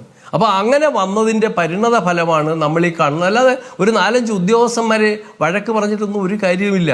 കാരണം ആ ഉദ്യോഗസ്ഥന്മാർക്ക് ഒരു നിലനിൽപ്പും അവിടെ ഇല്ല. അവരുടെ പ്രൊമോഷൻ കൊടുക്കുന്നത്, അവരുടെ ഗ്രേഡ് നിശ്ചയിക്കുന്നത്, അവരുടെ സ്ഥലം മാറ്റുന്നത് ഒക്കെ തന്നെ ഈ ബോർഡാണ്. അപ്പോൾ ഇതിനു മേൽ അപ്പീൽ കൊടുക്കാൻ കേരള ഹൈക്കോടതിക്ക് അല്ലാതെ വേറെ മാർഗമില്ല. കാരണം HRA ആക്ടിലെ പ്രൊവിഷൻ അനുസരിച്ചാണ് കേരള ഹൈക്കോടതി ഇടപെടുന്നത്. അതുമാത്രമല്ല, ഇതിനകത്ത് വേറൊരു കാര്യം, പലരും കാണാത്തൊരു തലമുണ്ട്. ഈ സ്ഥാപനത്തിൻ്റെ ആഡിറ്റ് നിർവഹിക്കുന്ന 1950 മുതൽ ഇങ്ങോട്ട് ലോക്കൽ ഫണ്ട് ആഡിറ്റ് വിഭാഗം, അത് ഗവൺമെൻറ്റിൻ്റെ നിയന്ത്രണത്തിലുള്ള പിന്നെ സ്റ്റേറ്റ് ആഡിറ്റ് ഡിപ്പാർട്ട്മെൻറ്റാണ് ഇതിൻ്റെ ആഡിറ്റ് നടത്തുന്നത്. എത്ര വർഷത്തെ ആഡിറ്റ് നടത്തുന്ന സ്മൃതി ഒന്ന് അന്വേഷിച്ച് ഈ ഉത്തരവാദിത്തം അവിടുന്ന് നിർവഹിക്കപ്പെട്ടിട്ടുണ്ടോ? എല്ലാ കാര്യങ്ങളും പറയുമ്പോൾ നമ്മൾ ദേവസ്വം ബോർഡിലെ ഉദ്യോഗസ്ഥൻ ഇവരെ പറയും. ഈ തിരുവിതാംകൂർ ദേവസ്വം ബോർഡിലെ നിലനിൽക്കുന്ന ഈ നിയമം അനുസരിച്ച് കഴിഞ്ഞ ഒരു 5-10 വർഷമായി ശബരിമല ഫെസ്റ്റിവൽ കാലത്ത് ഓപ്പൺ ചെയ്തിരിക്കുന്ന മുഴുവൻ കാലത്തും സംസ്ഥാന ഗവൺമെന്റിന്റെ ആഡിറ്റ് ഡിപ്പാർട്ട്മെന്റ് അവിടെ കൺകറന്റ് ആഡിറ്റ് നടത്തുന്നുണ്ട്. അവരിതൊന്നും കാണുന്നില്ലേ? അവർ 4 നമ്പർ 1999 UB ഗ്രൂപ്പുകാർ സറണ്ടർ ചെയ്ത സ്വർണം ഈ 30.292 ഗ്രാം സ്വർണം അന്ന് 4 നമ്പറിൽ ചേർത്തിട്ടുണ്ടോ? അന്ന് അത് ഇവിടുത്തെ നമ്മുടെ റെക്കോർഡുകളിൽ ഇത് ചെയ്തിട്ടുണ്ടോ എന്ന് അവർ പരിശോധിച്ചോ? അപ്പം ഇതെല്ലാം കണ്ടില്ലെന്ന് നടിച്ച് മുഴുവൻ ഉത്തരവാദിത്വങ്ങൾ ഇങ്ങോട്ട് ഈ സ്ഥാപനം ഉണ്ടായ കാലം മുതൽ ഈ ലോക്കൽ ഫണ്ടിൻ്റെ നിയന്ത്രണമുണ്ട്. ലോക്കൽ ഫണ്ടിൻ്റെ ആഡിറ്റ് റിപ്പോർട്ട് ഹിയർ ചെയ്യുന്ന ബഹുമാനപ്പെട്ട കേരള ഹൈക്കോടതി ഇപ്പൊ സമയം ലാഭിക്കാൻ ഒരു ഓംബുഡ്സ്മാനെ നിയമിച്ചിട്ടുണ്ട്. അപ്പൊ അത് തന്നെ എത്ര 2000 ഇപ്പൊ ഏതാണ്ട് 15, 16, 17 എങ്ങോട്ട് കിടക്കുകയാണ്. അപ്പൊ ഈ വരുന്ന ബോർഡുകാരും ഈ ജീവനക്കാരും റിട്ടയർ ചെയ്ത് പെൻഷൻ പറ്റി വീട്ടിൽ പോയി അവരുടെ കാലം കഴിഞ്ഞാലും ഈ ആഡിറ്റ് റിപ്പോർട്ട് വരില്ല. ശരി, അതെന്തുകൊണ്ടാണ് നമ്മൾ ശ്രദ്ധിക്കപ്പെടാതെ പോകുന്നത്? ആഡിറ്റ് ഫീസ് ദേവസ്വം ഫണ്ടിൽ നിന്ന് ആഡിറ്റ് ഫീസ് കൊടുക്കുന്നതാണ്. ശരി രാഹുൽ, ഇപ്പോൾ SIT അന്വേഷണം ദേവസ്വം ബോർഡിലേക്ക് എത്തുന്നു എന്നുള്ളത് വളരെ പ്രധാനപ്പെട്ട ഒരു ഘട്ടമാണല്ലോ. അതിൽ പ്രധാനപ്പെട്ട ഘട്ടം എന്ന് പറയുമ്പോൾ എൻ വാസു അറസ്റ്റിലായിരിക്കുന്നു, പത്മകുമാറിനെ വിളിപ്പിക്കുന്നു. ഇനി മുകളിലേക്ക് പോകാനുള്ള സാധ്യതയും തള്ളിക്കളയാൻ പറ്റില്ല. ഈ അന്വേഷണം എത്ര ഗൗരവത്തിൽ കാണുന്നു രാഹുൽ? സ്മൃതിജി, ഒരു വിശ്വാസിയെ സംബന്ധിച്ചോളം, അയ്യപ്പ ഭക്തനെ സംബന്ധിച്ചോളം ഇത് ഒരേ സമയം വളരെ വിഷമകരവും എന്നാൽ ആശ്വാസകരവുമാണ്. അതായത് വാസു സാറിനെ പോലൊരു വ്യക്തി, വാസു സാറിനെ എന്നും വാസു സാർ എന്നാണ് ഇന്നലെയും വിളിച്ചിരുന്നത്, ഇന്നും അങ്ങനെയായിരിക്കും, നാളെ അങ്ങനെയായിരിക്കും. വാസു സാറിനെ പോലൊരു വ്യക്തി ഈ സ്വർണ്ണക്കൊള്ളയിൽ പങ്കെടുത്തു എന്നറിയുന്നത് വളരെ വേദനാജനകവും വിഷമകരവുമാണ്. കാര്യം ഇന്ന് നമ്മുടെ മുമ്പിൽ ഒരുപാട് തെളിവുകളുണ്ട്. ഹൈക്കോടതി അടക്കം ചൂണ്ടിക്കാണിച്ച പല കാര്യങ്ങളും. ഞാൻ വിധേയൻ എന്ന വാക്ക് വാസു സാറിനെ ഉപയോഗിച്ച് ഒരു കാരണവശാലും ഉപയോഗിക്കില്ല. പക്ഷേ നമുക്കെല്ലാം അറിയുന്നത് പോലെ അന്നത്തെ Devaswom board president Padmakumar sir ഞങ്ങൾ വിശ്വാസികളെ ഒരു വശത്തും മറുവശത്തും മുഖ്യമന്ത്രി ശ്രീ പിണറായി വിജയനെയും ബാലൻസ് ചെയ്യാൻ ശ്രമിച്ചപ്പോൾ ശ്രീ പിണറായി വിജയൻ അവർ നമ്മുടെ മുഖ്യമന്ത്രി പ്രത്യേക ദൂതനായി ഡൽഹിയിലേക്ക് അയച്ച ആള് വാസു സാറാണ്. എന്നിട്ട് വാസു സാറ് സുപ്രീം കോടതിയിലെത്തി ദേവസ്വം ബോർഡ് അഫിഡവിറ്റിൽ എഴുതാത്ത വാദങ്ങൾ ദേവസ്വം ബോർഡിന്റെ അഭിഭാഷകനെ കൊണ്ട് ശബരിമലക്കെതിരെ അയ്യപ്പനെതിരെ വാദിപ്പിച്ചു. അതായത് അങ്ങനെങ്കിലും കേസ് തോറ്റുപോണെങ്കിൽ തോറ്റോട്ടെ എന്ന് പറയാൻ വേണ്ടി അദ്ദേഹം വാദിപ്പിച്ചു. NSSന്റെയും ഞങ്ങളുടെയും ഹിന്ദു പ്രസ്ഥാനങ്ങളുടെയും എല്ലാം അഡ്വക്കേറ്റ്സ് ഉള്ളതുകൊണ്ടാണ് അയ്യപ്പൻ എന്ന നൈഷ്ഠിക ബ്രഹ്മചര്യം അടക്കമുള്ള കാര്യങ്ങൾ നമുക്ക് റേസ് ചെയ്യാൻ കഴിഞ്ഞത്. അപ്പൊ ഇതൊക്കെ സത്യമാണ് നമ്മൾ മറക്കരുത്. അവിടെയാണ് ഗോപൻ സഖാവിനോട് ഏക റിക്വസ്റ്റ്. മുഖ്യമന്ത്രി നല്ല കാര്യങ്ങൾ ചെയ്യുമ്പോൾ നമ്മൾ എല്ലാം അതിനെ അഭിനന്ദിക്കുന്നതാണ്. ഉദാഹരണം അദ്ദേഹത്തിന്റെ ഒരു മാസ്റ്റർ സ്ട്രോക്കാണ്, ശ്രീ പിണറായി വിജയന്റെ മാസ്റ്റർ സ്ട്രോക്കാണ് ജയകുമാർ സാറിനെ പോലെ എല്ലാവർക്കും സ്വീകാരനായ, ശബരിമലയെക്കുറിച്ച് ആഴത്തിൽ പരിചയമുള്ള, സാത്വികനായ, കലാകാരനായ, നോൺ പൊളിറ്റിക്കലായ ഒരു വ്യക്തിയെ ദേവസ്വം ബോർഡ് പ്രസിഡന്റ് സ്ഥാനത്തേക്ക് കൊണ്ടുവരുന്നത് വലിയൊരു സ്റ്റെപ്പാണ്. അദ്ദേഹം നമ്മുടെ അയ്യപ്പ സംഗമത്തിൽ വന്ന് അയ്യപ്പൻ വാവർ വെളുത്ത എന്ന് പറയുന്ന ഒരു കാര്യം, അത് പല ആൾക്കാരും ഇതുവരെ പറയാത്തൊരു കാര്യമാണ്. അയ്യപ്പനും വാവരും വെളുത്തയും, വെളുത്ത ഒരു ക്രിസ്ത്യൻ പശ്ചാത്തലമുള്ളതാണ്, വാവര് മുസ്ലിം പശ്ചാത്തലമുള്ളതാണ്, അയ്യപ്പൻ ഹിന്ദു പശ്ചാത്തലമുള്ളതാണ്. ഇതൊക്കെ ഹൈലൈറ്റ് ചെയ്ത് മുഖ്യമന്ത്രി പറയുന്ന നല്ല കാര്യങ്ങളാണ്, പോസിറ്റീവാണ്, അഭിനന്ദിക്കുന്നു, ബഹുമാനിക്കുന്നു. പക്ഷേ ശബരിമലയിൽ നടന്ന ഏറ്റവും വലിയ തീവെട്ടിക്കൊള്ള ഇന്ന് കൊള്ളാന്ന് മാധ്യമങ്ങളല്ല പറയുന്നത്. ബഹുമാനപ്പെട്ട ഹൈക്കോടതിയുടെ വിധിന്യായത്തിൽ ഹേസ്റ്റ് ആൻഡ് പ്ലണ്ടർ എന്ന വാക്കാണ് യൂസ് ചെയ്തിരിക്കുന്നത്. അതായത് കൊള്ളയും കവർച്ചയും ശബരിമലയിൽ നടന്നിരിക്കുന്നു എന്ന കാര്യത്തിൽ സംശയമില്ല. ഗോവിന്ദ മാസ്റ്റർ എനിക്ക് വ്യക്തിപരമായ ആദരവാണ്. ഗോവിന്ദ മാസ്റ്റർ പറയുന്നത് ശബരിമലയിലെ ഒരു തരി സ്വർണം പോകാൻ അനുവദിക്കില്ല എന്നാണ്. ഓൾറെഡി പോയി കഴിഞ്ഞു. അതായത് ശബരിമലയിൽ ഇപ്പോൾ ഇരിക്കുന്നത് ഡ്യൂപ്ലിക്കേറ്റ് സാധനമാണ്. എനിക്കത് പറയാൻ മനസ്സിൽ വേദനയോടുകൂടിയാണ് പറയുന്നത്. ശബരിമലയിൽ ഇരിക്കുന്ന ദ്വാരപാലക ശില്പങ്ങൾ ഡ്യൂപ്ലിക്കേറ്റ് ആണ്, വാതിൽ ഇരിക്കുന്നത് ഡ്യൂപ്ലിക്കേറ്റ് ആണ്. എന്ന് പറഞ്ഞാൽ 1.5 കിലോഗ്രാം തനി തങ്കത്തിൽ പൊതിഞ്ഞിരുന്ന വിജയമല്യ തന്ന ഒറിജിനൽ സാധനം ഇപ്പൊ ശബരിമലയിൽ ഇല്ല. 2.5 കിലോഗ്രാം വാതിലിൽ പൊതിഞ്ഞിരുന്ന സാധനം ഇപ്പോൾ ശബരിമലയിൽ ഇല്ല. പകരം പൂശാണ് 360-400 ഗ്രാം പൂശിയ സാധനമാണ് കൊണ്ടുവച്ചിരിക്കുന്നത്. ഇത് നമ്മൾ അനുമാനിച്ചെടുക്കുന്നൊന്നുമല്ല, കോടതി എഴുതി വെച്ചിരിക്കുന്ന വ്യക്തമായ കാര്യങ്ങളാണ്. ഇനിയും അതിനെക്കുറിച്ച് കൂടുതൽ ഡീറ്റെയിൽസ് വരാനുമുണ്ട്. അവിടെയാണ് എനിക്ക് വാസു സാറിനോടും, ഒരുപക്ഷെ ഇനി പത്മകുമാർ സാറിലേക്ക് എത്തുമെന്ന് അറിയില്ല, പത്മകുമാർ സാർ കുറച്ചുകൂടെ വ്യക്തിപരമായ അടുപ്പവും ഇഷ്ടമുള്ള ആളാണ്. ഇവർക്ക് ഇത്തരം കാര്യങ്ങളിൽ പങ്കുണ്ടെങ്കിൽ കം ക്ലീൻ എന്നോ അല്ലെങ്കിൽ അവരത് തുറന്നു പറയണമെന്നോ ഇത്തരം കാര്യങ്ങൾ ഏൽക്കാൻ തയ്യാറാകണം. എന്തായാലും ഇലക്ഷൻ സമയമാണ്. പാർട്ടിയോ രാഷ്ട്രീയ സംവിധാനങ്ങളോ അവരെ രക്ഷിക്കില്ല. ഹൈക്കോടതി അതിശക്തമായ രീതിയിൽ കേസിൽ മുമ്പോട്ട് പോവുകയാണ്. അടുത്തൊരു 3-4 മാസങ്ങൾക്കുള്ളിൽ നല്ല രീതിയിൽ ഒരു മുന്നേറ്റം ഉണ്ടാക്കാൻ കഴിയും ഇവർക്ക്. ഈ സമയമെങ്കിലും, കാര്യം വിശ്വാസികളെ അടക്കം അയ്യപ്പനെ അടക്കം വഞ്ചിച്ചിരിക്കുന്നു എന്നുള്ളതൊരു പച്ച പരമാർത്ഥമാണ്. ഇനി അങ്ങനെ ആണെങ്കിലും അല്ലെങ്കിലും അത് തുറന്നു പറയാൻ ഉള്ളൊരു ആർജവം അവർ കാണിക്കണം. ഒളിച്ചു കളിക്കുന്നതിൽ യാതൊരു അർത്ഥവുമില്ല എന്ന് അവർ ഇപ്പോഴെങ്കിലും തിരിച്ചറിയണം. വാസു സാറിനെ കുറിച്ച് ഓരോ ഓർമ്മ കൂടെ പങ്കുവെച്ചോട്ടെ. ഞങ്ങളെ ആദ്യം അറസ്റ്റ് ചെയ്യപ്പെടുന്നത് എൻ്റെ മുത്തശ്ശിയും അമ്മയും പിന്നീട് പ്രയാർ ഗോപാലകൃഷ്ണൻ സാറും എന്നെയും ഒക്കെയാണ് അറസ്റ്റ് ചെയ്തത്. അപ്പോൾ ഇവർ മുതിർന്നവരായതുകൊണ്ട് തന്നെ അവരെ വിടുകയും ഞങ്ങളെ അടക്കം എൻ്റെ കൂടെ 7 പേരെ കൊട്ടാരക്കര ജയിലിലേക്കാണ് കൊണ്ടുപോകുന്നത്. വാസു സാറ് കൂടി ഉൾപ്പെട്ട അല്ലെങ്കിൽ ഒരു നീക്കത്തിലാണ് അത് ചെയ്തത്. ഇന്ന് അതേ വാസു സാറിനെ കൊട്ടാരക്കര ജയിലിലേക്ക് കൊണ്ടുപോകുമ്പോൾ കാലത്തിന്റെ കാവ്യനീതിയാണ്. മാത്രമല്ല, ആദ്യത്തെ ശബരിമല പ്രക്ഷോഭത്തിന്റെ ആദ്യ പരിപാടി തിരുവനന്തപുരത്തെ OTC ഹനുമാൻ അമ്പലത്തിൽ വെച്ചാണ് നമ്മൾ പ്ലാൻ ചെയ്യുന്നത്. ഞങ്ങളെ അവിടെ ചെന്നപ്പം വാസു സാറാണ് വിളിച്ച് കേട്ടേണ്ടത്. പക്ഷേ രാഹുൽ ഈശ്വർ, അങ്ങ് ഇതൊക്കെ പറയുമ്പോഴും സുപ്രീം കോടതി ഉത്തരവിന്റെ അടിസ്ഥാനത്തിൽ ആ വിധി നടപ്പാക്കുകയാണ് അന്ന് പിണറായി സർക്കാർ ചെയ്തത്. പിന്നീട് അതിലെ നിലപാടൊക്കെ മാറ്റിയെങ്കിലും അങ്ങൊരു വിശ്വാസിയുടെ ഭാഗത്തുനിന്ന് പറയുന്നു. പക്ഷേ ഇത് പിണറായി വിജയൻ നേരിട്ട് നടപ്പാക്കിയ ഒരു കാര്യമായിട്ട് അതിനെ വ്യാഖ്യാനിക്കാൻ പറ്റില്ലല്ലോ. അല്ല, 2 കാര്യങ്ങളാണ്. ശ്രീ പിണറായി വിജയൻ അവർ തീർച്ചയായും സുപ്രീം കോടതിയുടെ വിധിയുണ്ട്, അതിനെ ബഹുമാനിക്കണം. പക്ഷേ കനകദുർഗയും ബിന്ദു അമ്മണിയും ഒക്കെ കോട്ടയം കേന്ദ്രീകരിച്ചുള്ള പോലീസ് ഉദ്യോഗസ്ഥർ കൊണ്ടുപോയത് മുഖ്യമന്ത്രിയും കൂടെ അറിഞ്ഞുവേണ്ടയും താല്പര്യത്തിന്റെയും ബേസിലല്ലേ? പാർട്ടിയിൽ തന്നെ ഞങ്ങൾ രണ്ട് വിഷയങ്ങൾ തമ്മിൽ എന്ത് ബന്ധം രാഹുൽ ഈശ്വർ? അവിടുത്തെ സ്വർണ്ണക്കൊള്ള എന്നത് അതിലും ഗുരുതരമായ, നിങ്ങൾ കൽപ്പിക്കുന്നതിലും ഗുരുതരമായ വിഷയമാണല്ലോ. സംശയമില്ല. അല്ലല്ല, 2 കാര്യങ്ങളാണ്. ഇത് രണ്ടും ഗുരുതരമാണ്. ഞാൻ പറഞ്ഞുകൊണ്ട്, അതായത് നേരത്തെ സുപ്രീം കോടതി വിധിയുടെ പശ്ചാത്തലം പറഞ്ഞു എന്നേ ഉള്ളൂ. അന്നു മുതലേ പറയുന്നതാണ്. ഈ CPM പാർട്ടിയിലെ പലരോടും പറഞ്ഞാണ്. ഗോവൻ സഖാവ് ഇരുന്നൊരു ചർച്ചയിൽ ഞാൻ പറഞ്ഞതാണ്, അത് ജസ്റ്റിസ് ദീപക് മിശ്ര അടക്കം നടത്തിയ മാനിപ്പുലേഷൻ ആണെന്ന് മനസ്സിലാക്കാൻ CPM-കാർക്ക് കഴിഞ്ഞില്ല. അത് മറ്റൊരു വിഷയം. അപ്പോൾ വിശ്വാസികൾക്ക് വിശ്വാസവും പ്രധാനമാണ്, അയ്യപ്പന്റെ സ്വർണവും പ്രധാനമാണ്.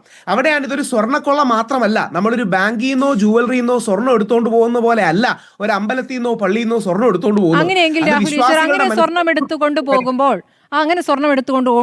അങ്ങീ പറയുന്ന പോലെ ദേവസ്വം ബോർഡിന് അവിടെ ഇപ്പോൾ അറസ്റ്റിലായിരിക്കുന്ന ഉദ്യോഗസ്ഥർക്ക് അവർക്ക് മാത്രമാണോ ഉത്തരവാദിത്തം? അവിടെ ശബരിമലയുടെ ഉത്തരവാദിത്തം തന്ത്രിക്കും എത്രത്തോളം ഉത്തരവാദിത്തമുണ്ട്? അങ്ങനെയല്ല. ഞാൻ കൃത്യമായിട്ട് പറയാം. അതായത് മൂന്ന് രീതിയിലുള്ള അധികാര കേന്ദ്രങ്ങളാണ് ഉള്ളത്. ആചാര പൂജാ കാര്യങ്ങളിൽ തന്ത്രിയാണ് അവസാന വാക്ക്. അഡ്മിനിസ്ട്രേറ്റീവ് കാര്യങ്ങളിൽ, സെക്കുലർ അഡ്മിനിസ്ട്രേറ്റീവ് കാര്യങ്ങളിൽ ദേവസ്വം ബോർഡാണ്. കേരള പശ്ചാത്തലത്തിൽ ഹൈക്കോടതിയാണ് പല കാര്യങ്ങളിലും ശബരിമലയിൽ നിയമപരമായിട്ടും ഓഡിറ്റ് അടക്കമുള്ള കാര്യങ്ങളിൽ ഹൈക്കോടതിക്ക് ഒരു പ്രാധാന്യപ്പെട്ട റോളുണ്ട്. അതായത് തന്ത്രിക്ക് പൂജ, ആചാരങ്ങൾ തുടങ്ങിയ കാര്യങ്ങൾ മാത്രമേ നിർണ്ണയിക്കാൻ അധികാരമുള്ളൂ. തന്ത്രിക്ക് ഒരു പൂ വേണമെങ്കിലും പൂ മേടിക്കാൻ പറയാനേ പറ്റൂ. ഈ പൂ മേടിക്കേണ്ടത് ദേവസ്വം ബോർഡാണ്. അതുകൊണ്ട് ദേവസ്വം ബോർഡിനാണ് ഉത്തരവാദിത്തം. CPM-മായി ബന്ധപ്പെട്ട പല ആൾക്കാരും തന്ത്രിയെയും മേൽശാന്തിയും ഒക്കെ ഇതിലേക്ക് വലിച്ചഴക്കുന്നത് ഫോക്കസ് തെറ്റിക്കാനാണ്. ഒറ്റ വരി പറഞ്ഞ് അവസാനിപ്പിക്കുക. യഥാർത്ഥത്തിൽ ശബരിമലയിൽ നടന്നത് റോബറി ബൈ പോളിസിയാണ്, അല്ലെങ്കിൽ തെഫ്റ്റ് ബൈ പോളിസിയാണ്. നയപരമായ ഒരു തീരുമാനം എടുത്ത് കൊള്ള നടത്തിയതാണ്. അതായത് ശബരിമലയിൽ തനി തങ്കത്തിൽ പൊതിഞ്ഞ കാര്യങ്ങൾ സ്വർണം പൂശിയതാക്കി മാറ്റാൻ ഒരു നയപരമായ പോളിസി ഡിസിഷൻ എടുത്തു.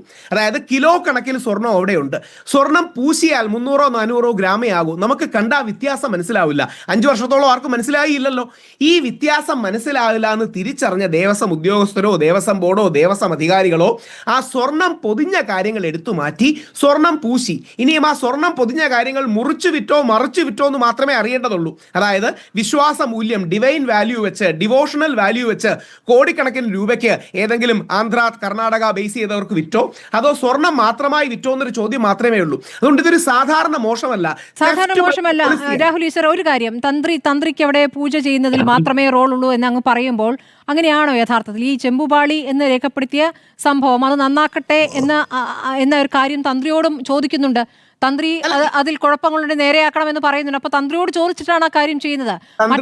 മറ്റൊന്ന് പല സംസ്ഥാനങ്ങളിലും പൂജകൾക്കായി തന്ത്രി കുടുംബത്തിലെ പലരും പോകുന്നു എന്ന് പറയുമ്പോൾ ഇപ്പോൾ ഈ ആരോപണവുമായി ബന്ധപ്പെട്ട് ഇത് സ്വർണം വിറ്റു എന്ന് പറയുന്നിടത്തേക്കൊക്കെ ഈ പൂജകൾക്കായി പോയ കഥകളുമുണ്ട്. അപ്പോൾ ഒരു തരത്തിൽ അതൊക്കെ സത്യമാണ്. അല്ല, അതിനെ അത്ഭുതപ്പെടുത്തു കൊടുക്കുന്നത് എന്തിനാ? ബ്രഹ്മശ്രീ കണ്ഠര രാജീവരടക്കം തനിക്കൊരു ലെറ്റർ തന്നു, അതിന്റെ ഭാഗമായ ഒരു മറുപടി കൊടുത്തു. അതായത് ദേവസ്വം ബോർഡുകാർ ഇത് മാറ്റണം എന്ന് പറഞ്ഞ് തന്ത്രിയോട് അനുമതി ചോദിച്ചു. ഇപ്പൊ SIT-കാർ അനുമതി ചോദിച്ചിട്ടുണ്ട്. തന്ത്രി അനുമതി കൊടുക്കുക എന്നുള്ളൊരു പ്രൊസീജിയറൽ കാര്യം മാത്രമാണ്. തന്ത്രിക്കോ മേൽശാന്തിക്കോ പൂജ ചെയ്യുന്ന ആർക്കോ ഇതിൽ ഉത്തരവാദിത്തമില്ല. ഒന്ന് ആലോചിച്ച് നോക്കൂ. ഈ ദേവസ്വം ബോർഡിന്റെ സ്വർണ്ണം എടുത്തുകൊണ്ട് പോകുന്നതും തിരിച്ചു കൊണ്ടുവരുന്നതും ദേവസ്വം ബോർഡിന്റെ ഉത്തരവാദിത്തമല്ലേ? ഞാൻ പെട്ടെന്നൊരു മനസ്സിലാവുന്ന ഉദാഹരണം പറയാം. സ്മൃതിജിയുടെയോ എന്റെയോ വീട്ടിൽ നിന്ന് 10 പവൻ സ്വർണം പണിക്കെടുത്തത് ഒരാൾ കൊണ്ടുപോയി നിരിക്കട്ടെ, 39 ദിവസത്തിന് ശേഷവും അത് പണിക്കാരൻ്റെ എത്തിയില്ലെങ്കിൽ ഞാനോ സ്മൃതിജിയോ വിളിച്ചു ചോദിക്കൂലേ? ദേവസ്വം ബോർഡ് വിളിച്ചു ചോദിക്കൂല. കാര്യം ദേവസ്വം ബോർഡിന് അറിയാം ആ സമയത്ത് ഡ്യൂപ്ലിക്കേറ്റ് ഉണ്ടാക്കാനുള്ള സമയമാണ്, വെച്ച് കാശുണ്ടാക്കാനുള്ള സമയമാണ്. ജൂലൈ 19, 20 എടുത്ത സ്വർണം പതിച്ച ചെമ്പ് പാളികൾ ഓഗസ്റ്റ് 29 ചെന്നൈയിൽ എത്തിയത്. അതായത് ഉണ്ണികൃഷ്ണനും അയാളുടെ കൂട്ടാളിയും ശബരിമലയിൽ നിന്ന് നടന്നെങ്കിൽ ചെന്നൈയിൽ അതിന് മുമ്പ് എത്തുമായിരുന്നു. ഈ 39 ദിവസത്തെ ഗ്യാപ്പ് എന്തിനു വേണ്ടിയാണ്? ആ ഗ്യാപ്പ് വ്യാജ റെപ്ലിക്കകൾ ഉണ്ടാക്കാൻ വേണ്ടിയാണ്, അതിൽ സ്വർണം പൂശി കൊണ്ടുവരാൻ വേണ്ടിയാണ്. അപ്പോൾ ഇതൊരു പോളിസി ഡിസിഷനാണ്. യഥാർത്ഥത്തിൽ ആ സ്വർണ്ണപ്പാളികൾ ചെമ്പെന്ന് മാറ്റിയത് സ്ട്രാറ്റജിക് ആയിട്ടുള്ള ഒരു പോളിസി ഡിസിഷനാണ്. അതുകൊണ്ട് കൂടിയാണ് വാസുസാറിനെ അടക്കം അറസ്റ്റ് ചെയ്തിരിക്കുന്നത്. ഇത് അറിഞ്ഞുകൊണ്ടുള്ള ഒരു നയപരമായ തീരുമാനമാണ്. എന്നിട്ട് എല്ലാവരോടും പറയാം നമ്മൾ ഇതൊന്ന് മാറ്റാൻ റെഡിയാക്കിയിട്ടുണ്ട്, നിങ്ങൾ എല്ലാവരും ഇതിൽ ഒപ്പിട്ടോ എന്ന് പറയുന്നുണ്ട്. അതുകൊണ്ട് ദേവസ്വം ബോർഡിന്റെ ഭാഗത്തു നിന്നുള്ള ഒരു പോളിസി ഡിസിഷനാണ്. നമ്മളത് കണ്ണടച്ചിരുട്ടാക്കിയിട്ട് കാര്യമില്ല. വാസുസാറിനോട് ഒരു ബഹുമാനക്കുറവില്ല, വാസുസാറിനെ ബഹുമാനമാണ്. പക്ഷെ അദ്ദേഹത്തെ പോലൊരു വ്യക്തി ഇത്തരം കള്ളത്തരത്തിന് കൂട്ടുനിന്നത്, അദ്ദേഹം എന്താ പറയണേ, ഇത്രയും മുതിർന്നൊരു വ്യക്തിയാണ്. അദ്ദേഹം വീണ്ടും പുനർചിന്തിക്കണം, കുറ്റം ഏറ്റു പറയണം. എന്തായാലും ഇതിൽ നിന്ന് രക്ഷപ്പെടാൻ പറ്റും അദ്ദേഹത്തിന്. ഈ പറഞ്ഞ പോലെ ഇപ്പോൾ സർക്കാരിന്റെ താല്പര്യങ്ങൾക്കനുസരിച്ച് പ്രവർത്തിച്ച ആൾ എൻ വാസു, അത് യുവതി പ്രവേശന കാര്യത്തിലാണ് അങ്ങ് ഇപ്പോൾ ആവർത്തിച്ച് പറഞ്ഞുകൊണ്ടിരിക്കുക. അങ്ങനെയാണെങ്കിൽ ഇപ്പോൾ പത്മകുമാറിലേക്ക് എത്തുന്നുണ്ട്. പത്മകുമാറിന്റെ കാലത്താണ് ഇത് സംഭവിച്ചിട്ടുള്ളത്. പത്മകുമാറിനെ അറസ്റ്റ് ചെയ്യുമെന്നുള്ള സൂചനകളാണ് ഇപ്പോൾ കിട്ടുന്നത്. ചെയ്തേ പറ്റൂ, സംശയമൊന്നുമില്ല. പത്മകുമാർ സാറിനോട് വ്യക്തിപരമായ അടുപ്പമുള്ള ഒരു വ്യക്തിയാണ്. ഞങ്ങളെ ശബരിമല പ്രക്ഷോഭത്തിന് സഹായിച്ച വ്യക്തിയാണ്. ഞാൻ പല വേദികളിലും പറഞ്ഞിട്ടുള്ളതാണ്. വലിയൊരു കുടുംബത്തിൽ നിന്ന് വരുന്നതാണ്. വ്യക്തിപരമായ അത്ര ഇഷ്ടവും അടുപ്പമുള്ളതാണ്. പത്മകുമാർ സാറിന് അങ്ങനെ ചോദ്യം ചെയ്യാലോ അറസ്റ്റ് വന്നാൽ മനസ്സ് വിഷമിക്കുകയേ ഉള്ളൂ. പക്ഷെ അയ്യപ്പനേക്കാൾ വലുതല്ലല്ലോ ഇവർ. സ്വാമി അയ്യപ്പനേക്കാൾ വലുതല്ലല്ലോ. അയ്യപ്പന്റെ ബന്ധത്തിലാണ് ഇവരുമായിട്ടെല്ലാം നമ്മൾ ബന്ധപ്പെടുന്നതോ സൗഹൃദം വരുന്നതോ എല്ലാം. അപ്പൊ അയ്യപ്പനേക്കാൾ വലുതല്ലല്ലോ. അതുകൊണ്ട് നമ്മുടെ മനസ്സിൽ വളരെ ആദരവോടെ കണ്ടിരുന്ന പല ആൾക്കാരും, ഇപ്പൊ വാസു സാർ ആദ്യമേ എതിരായിരുന്നു, എന്നാൽ പോലും വാസു സാർ ഇങ്ങനൊരു കാര്യം ചെയ്യുമെന്ന് ആരും പ്രതീക്ഷിക്കില്ല. അല്ലെങ്കിൽ പത്മകുമാർ സാർ ചെയ്തില്ല എന്ന് വിശ്വസിക്കാനാണ് എനിക്കിഷ്ടം. പത്മകുമാർ സാർ അടക്കമുള്ളവർ ഇതിലേക്ക് വരുമ്പോ ഏറ്റവും വേദനയോടാണ്. ഈ വെളിയിൽ നിൽക്കുന്നവരല്ല, ഇതിന്റെ അടുത്ത് നിന്ന് കണ്ടിട്ടുള്ളവർ വേദനയോടെ കാണാൻ പറ്റൂ. ശരി, ഞാൻ സന്ദീപിലേക്ക് വരാം ഇടവേളയ്ക്ക് ശേഷം. ഇഷ്ടം എത്ര മുകളിലേക്ക് എത്തുമെന്നാണ് കരുതുന്നത്? കടകംപള്ളി ഇന്നിപ്പോൾ എൻ വാസുവിനെ ന്യായീകരിച്ചു പ്രതികരിക്കുകയാണ്. കടകംപള്ളിയെ സംശയിക്കുന്നുണ്ടോ കോൺഗ്രസ്? നേരത്തെ ഈ പോറ്റിയുമായി ഒരുമിച്ചിരിക്കുന്ന ഫോട്ടോകളടക്കം പുറത്തു വന്നാണ്. അത് അദ്ദേഹം പിന്നീട് വിശദീകരിക്കുകയും ചെയ്തു. പരിചയമുള്ള അല്ലെങ്കിൽ പലർക്കൊപ്പം നിൽക്കുന്ന ഒരു ഫോട്ടോ ആയിട്ടല്ല, ഒരു ആലോചന ഒരുമിച്ചിരുന്ന് നടത്തുന്നതായിട്ടുള്ള ഫോട്ടോയാണ് പുറത്തു വന്നത്. നമുക്കറിയില്ല ആ ബന്ധം എങ്ങനെയാണെന്ന്. പക്ഷേ പോറ്റി പ്രമുഖരുമായി ബന്ധം പുലർത്താൻ ശ്രദ്ധ കാണിച്ചിരുന്ന ഒരാളാണെന്ന് നമുക്ക് അറിയുകയും ചെയ്യാം. അപ്പോൾ ഈ അന്വേഷണം എവിടെ വരെ എത്തി നിൽക്കുമെന്നാണ് കോൺഗ്രസ് കരുതുന്നത്?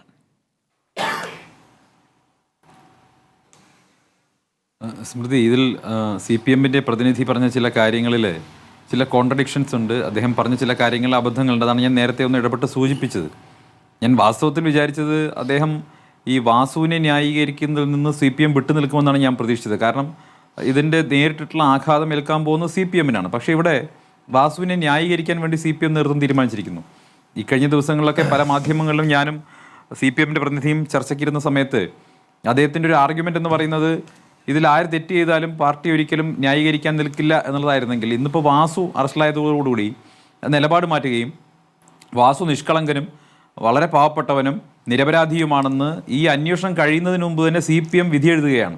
CPM തീർപ്പ് കൽപ്പിക്കുകയാണ്. അതായത് വാസു ഒരു കാരണവശാലും വാസു ഈ കേസിൽ ശിക്ഷിക്കപ്പെടുന്ന സാഹചര്യം ഉണ്ടാകരുതെന്ന് CPM-ന് ആഗ്രഹമുണ്ട് എന്നുള്ളത് വ്യക്തമായിരിക്കുകയാണ്. അതുകൊണ്ടാണ് ഞാൻ പറഞ്ഞത് മുഖ്യമന്ത്രിയുമായി അടുപ്പമുള്ളയാളാണ്, മുഖ്യമന്ത്രി വിധേയനാണ്, മുഖ്യമന്ത്രിയുമായി വളരെ ചേർന്ന് നിൽക്കുന്നയാളാണ്.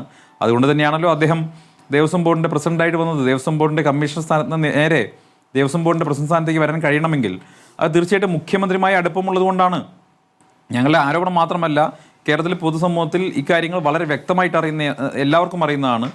ആചാരലംഘനത്തിനുൾപ്പെടെ വാസു നൽകിയിട്ടുള്ള പിന്തുണയും വാസു നൽകിയിട്ടുള്ള പ്രോത്സാഹനവും ഒക്കെ ശ്രീ രാഹുൽ ഈശ്വറും ഇവിടെ തുറന്നു പറയുകയുണ്ടായി. ഞാൻ പറഞ്ഞ കാര്യങ്ങൾ വളരെ അതിനെ സാധൂകരിക്കുന്നതാണ് ഇവിടെ CPM-ന്റെ നേതാവ് നടത്തിയുള്ള ആർഗ്യുമെൻറ്റ്. അദ്ദേഹം അതിനിടയിൽ അബദ്ധത്തിൽ പറഞ്ഞു പോയൊരു കാര്യം, മുഖ്യമന്ത്രി എല്ലാ അപ്പോയിൻമെൻ്റ് ഒന്നും അറിയണമെന്നില്ല എന്ന് അദ്ദേഹം പറഞ്ഞു. അപ്പോൾ ഞാൻ ചോദിച്ചു, വാസുവിൻ്റെ അപ്പോയിൻമെൻറ്റ് മുഖ്യമന്ത്രി അറിഞ്ഞിട്ടാണെന്ന് പറഞ്ഞപ്പോൾ ഒടുവിൽ അദ്ദേഹത്തിന് സമ്മതിക്കേണ്ടി വന്നു. അതല്ലെങ്കിൽ അത് മുഖ്യമന്ത്രിയുടെ അഡ്മിനിസ്ട്രേറ്റീവ് എഫിഷ്യൻസി സംബന്ധിച്ചിട്ടുള്ള അദ്ദേഹത്തിന്റെ ഭരണപരമായിട്ടുള്ള പരാജയമാണെന്ന്, അദ്ദേഹത്തിന്റെ ഭരണ പരാജയമാണെന്ന് ജയകുമാറിന്റെ നിയമനം അങ്ങനെയാണല്ലോ. പാർട്ടി ആലോചിക്കുന്നു, പാർട്ടി തീരുമാനം എടുക്കുന്നു, എന്നിട്ട് മുഖ്യമന്ത്രി പറയുമെന്നാണ് പാർട്ടി സെക്രട്ടറി പറഞ്ഞിരിക്കുന്നത്. പറഞ്ഞിട്ടില്ല. സ്മൃതി പ്ലീസ് അല്ല, 1 സെക്കൻഡ്. അല്ല, അതിന്റെ പ്രശ്നം എന്താണെന്നറിയോ? മുഖ്യമന്ത്രി അറിയാതെ നിയമനം നടത്തി ഈ ചാനൽ ചർച്ചയിൽ പറഞ്ഞിട്ടുണ്ടെന്ന് അങ്ങ് റിവൈൻഡ് ചെയ്ത് നോക്ക്. ഞാൻ പറഞ്ഞിട്ടേ ഇല്ല. മുഖ്യമന്ത്രി അറിയാതെ നിയമനം നടത്തിയെന്ന് ഒരു ഘട്ടത്തിലും ഞാൻ പറഞ്ഞിട്ടില്ല. വിധേയത്വം എന്ന വാക്കാണ് അദ്ദേഹം എതിർത്തത്. അതെ അതെ അതെ അതെ ശരി, സന്ദീപ്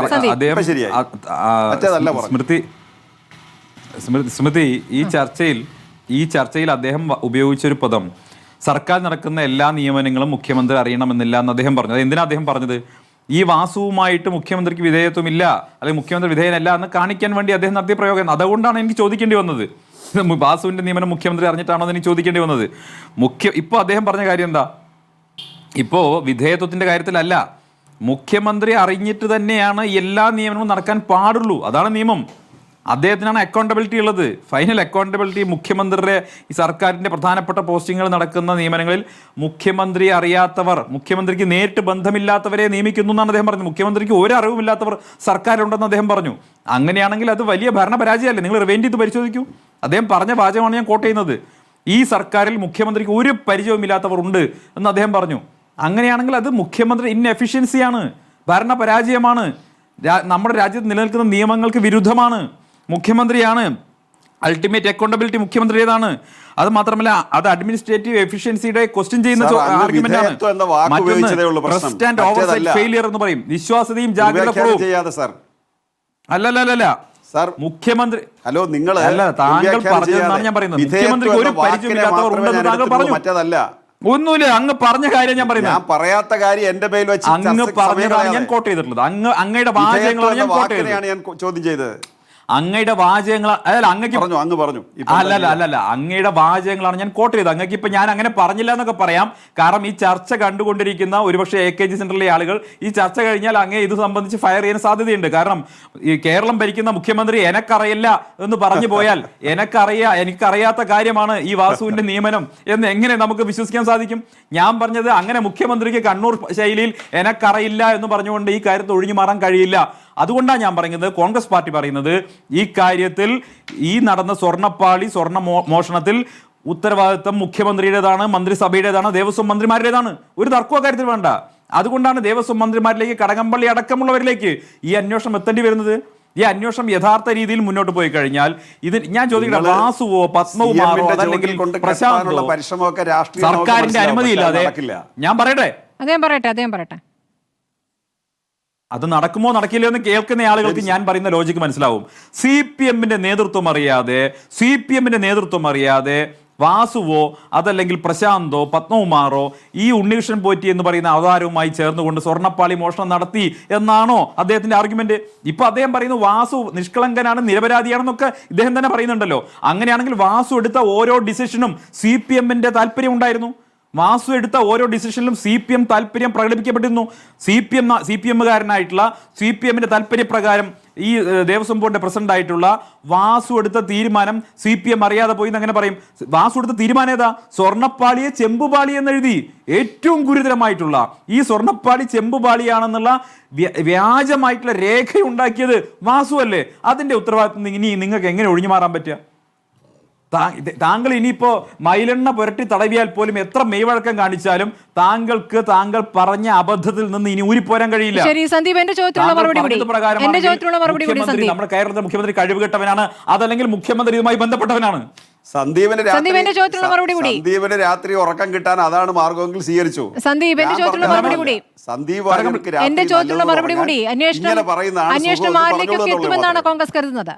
ഞാൻ പറയാം.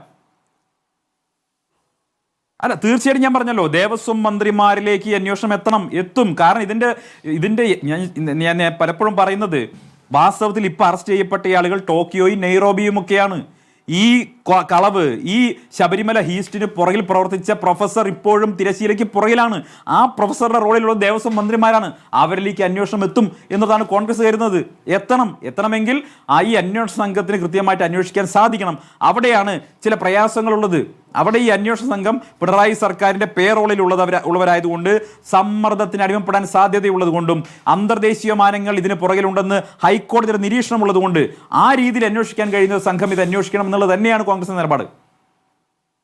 ശരി സന്ദീപ്, ഞാൻ അന്വേഷണം അതിന്റെ വഴിക്ക് നടക്കട്ടെ എന്നൊക്കെ പാർട്ടി നേതാക്കൾ പറയുമ്പോഴും ഇപ്പോൾ പാർട്ടിയിൽ തന്നെ പലർക്കും ഈ സംഭവവുമായി ബന്ധപ്പെട്ട, ഈ സ്വർണ്ണക്കൊള്ളയുമായി ബന്ധപ്പെട്ട എതിരഭിപ്രായമുണ്ട്. ഇപ്പോൾ ഒരു ബ്രാഞ്ച് സെക്രട്ടറി K. ഹരി BJP-യിൽ ചേർന്നിരിക്കുകയാണ്.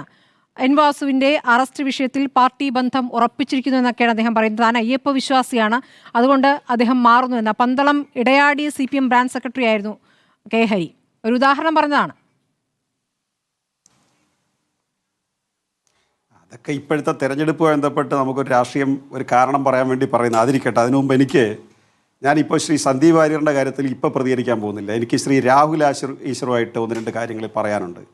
കാരണം ഇത് പല ചർച്ചകളിലും അദ്ദേഹം പങ്കെടുത്തിട്ട് നടത്തുന്ന ഒരു ശൈലിയിൽ അദ്ദേഹം എല്ലാ ചർച്ചകളിലും പറയുമ്പോൾ ഞാൻ അദ്ദേഹത്തെ സാധാരണയായിട്ട് ഒരു പരമാവധി നിഷ്പക്ഷമായിട്ട് പല കാര്യങ്ങളിൽ അവതരിപ്പിക്കുന്നത് കൊണ്ട് അതിനിടയിലൂടെ അദ്ദേഹത്തിൻ്റെ രാഷ്ട്രീയം കടത്തിവിടുമെങ്കിലും അതിനെ അങ്ങനെ പരിഗണിക്കാറില്ല. അദ്ദേഹത്തെ വളരെ മാന്യമായി പെരുമാറുന്ന ആളാണ്. എനിക്കും അദ്ദേഹത്തെ ഇഷ്ടമാണ്, അദ്ദേഹത്തിനും എന്നെ ഇഷ്ടമാണ്. പക്ഷേ അദ്ദേഹം ഉപയോഗിച്ച 1-2 കാര്യങ്ങളിൽ അത് പ്രതികരിക്കാതെ പോകുന്നത് ശരിയല്ല. കാരണം ഈ വിഷയത്തിൽ, സ്വർണ്ണപ്പാളി വിഷയത്തിൽ അദ്ദേഹം കൊണ്ടുകെട്ടാൻ പരിശ്രമിക്കുന്നതെല്ലാം സ്ത്രീ പ്രശ്നത്തിൽ കൊണ്ടെത്തിക്കും. അദ്ദേഹം ഒരു തരത്തിലും അതിനെ ബന്ധപ്പെടുത്തേണ്ടതില്ലാത്ത കാര്യത്തിൽ അദ്ദേഹം കൊണ്ടെത്തിക്കും. എന്നിട്ട് അദ്ദേഹം 1-2 കാര്യങ്ങൾ പറയും. അതായത് അദ്ദേഹത്തിൻ്റെ മുത്തശ്ശി അറസ്റ്റ് ചെയ്തു, അതിൻ്റെ പ്രതികാരമാണ് ഇപ്പോൾ വാസു അനുഭവിച്ചു കൊണ്ടിരിക്കുന്നത്. ഇതെങ്ങനെ അവതരിപ്പിക്കുന്നത്? ഒരു സിനിമയിൽ ശ്രീനിവാസനും ജയറാമും തമ്മിലുള്ളൊരു സീനിൽ ശ്രീനിവാസൻ പറയും, എങ്കിലും എൻ്റെ ഗോപി, എൻ്റെ അച്ഛൻ എൻ്റെ അച്ഛനാണ്, പക്ഷേ ആ ദുഷ്ടൻ എനിക്ക് 1 സെന്റ് പോലും വസ്തു പോലും തന്നില്ല എൻ്റെ ഗോപി എന്ന് പറഞ്ഞിട്ട്, ഈശ്വര ഭഗവാനെ എൻ്റെ അച്ഛനൊന്നും വരുത്തലേ, എങ്കിലും ആ കാലമാടൻ എനിക്ക് 1 സെന്റ് വസ്തു പോലും തന്നില്ല എന്ന ശൈലിയിൽ അദ്ദേഹം പറയുന്നത്. എന്നിട്ട് അദ്ദേഹം ഉപയോഗിക്കുന്ന വേറൊരു വാക്കുണ്ട്, കുടുംബത്തിൽ പറഞ്ഞ ആൾ. പത്മകുമാർ കുടുംബത്തിൽ പറഞ്ഞ ആൾ. ഈ കുടുംബമഹിമ അദ്ദേഹത്തെ ഒരുപാട് അലട്ടുന്നുണ്ട്. പത്മകുമാറിനെ കുറിച്ച് അദ്ദേഹം പറയുമ്പോഴെല്ലാം വലിയ കുടുംബത്തിൽ നിന്ന് വന്ന ആളാണ്. ഈ 2 പ്രശ്നം, അദ്ദേഹത്തിൻ്റെ മുത്തശ്ശി പ്രശ്നവും കുടുംബ പ്രശ്നവും അദ്ദേഹം ഒരുപാട് സ്ഥലത്ത് അവതരിപ്പിച്ചിട്ട് ഇപ്പോൾ അദ്ദേഹം പറഞ്ഞൊരു കാര്യം, ഇത് പോളിസിയാണ്. പറയട്ടെ, പോളിസിയാണ്, ഇത് CPIM-ന്റെ രാഷ്ട്രീയ പോളിസിയാണ് അവിടുന്ന് സ്വർണം കടത്താൻ പരിശ്രമിച്ചത് എന്ന കൊണ്ടാണ് ഞാൻ ഇതിനെ ഇങ്ങനെ കണ്ടത്. ഇത് പറഞ്ഞിട്ടില്ലെങ്കിൽ പറയണ്ട. പാർട്ടി വിട്ട് BJP-യിൽ ചേർന്നത് ഈ വിഷയത്തിലാണ്. എനിക്ക് സൗകര്യമില്ല എനിക്ക് സൗകര്യമില്ല മറുപടി പറയാൻ. നിങ്ങൾ ചോദിക്കുന്നതിനൊക്കെ മറുപടി പറഞ്ഞിട്ട് പോകുമെന്നാണ് നിങ്ങൾ ധരിച്ചു വെച്ചേക്കുന്നത്. എനിക്ക് നല്ല സൗകര്യമില്ല മറുപടി പറയാൻ. എനിക്ക് എതിരായിട്ട് വന്ന രാഷ്ട്രീയ നിങ്ങൾ ചോദിച്ചതിന് മറുപടി പറയാൻ എനിക്ക് സൗകര്യമില്ല. ഇപ്പൊ മറുപടി പറയുന്നുള്ളൂ. ഒരു തെരഞ്ഞെടുപ്പ് സമയത്ത് ഒരു ബ്രാഞ്ച് സെക്രട്ടറി അങ്ങോട്ട് പോയിട്ട് അദ്ദേഹം ഒരു കാരണം കണ്ടുപിടിച്ചിട്ട് ഇത് പറഞ്ഞാൽ ഞാൻ അതിന്റെ പുറകെ ചർച്ച കൊണ്ടുപോകാൻ നിങ്ങൾ ധരിക്കേണ്ടതില്ല.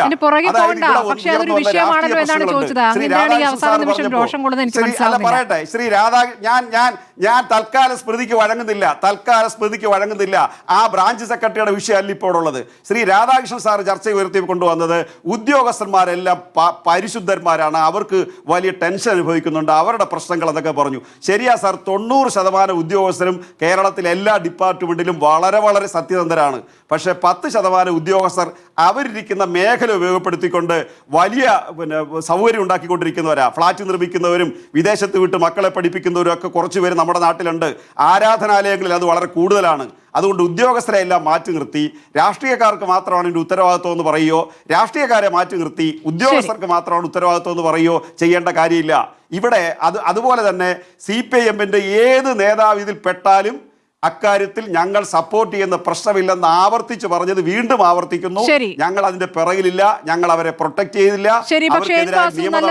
ഏറ്റവും ഒടുവിലും കടകംപള്ളി ഇന്ന് പ്രതികരിച്ചത് അതാണ് ഞാൻ ചോദിക്കുകയും ചെയ്തത്. വളരെ നന്ദി doctor PK Gopan, Sree Sandeep Warrier, Sree CR Radhakrishnan, Sree Rahul Easwar ചർച്ചയിൽ പങ്കെടുത്തതിന്.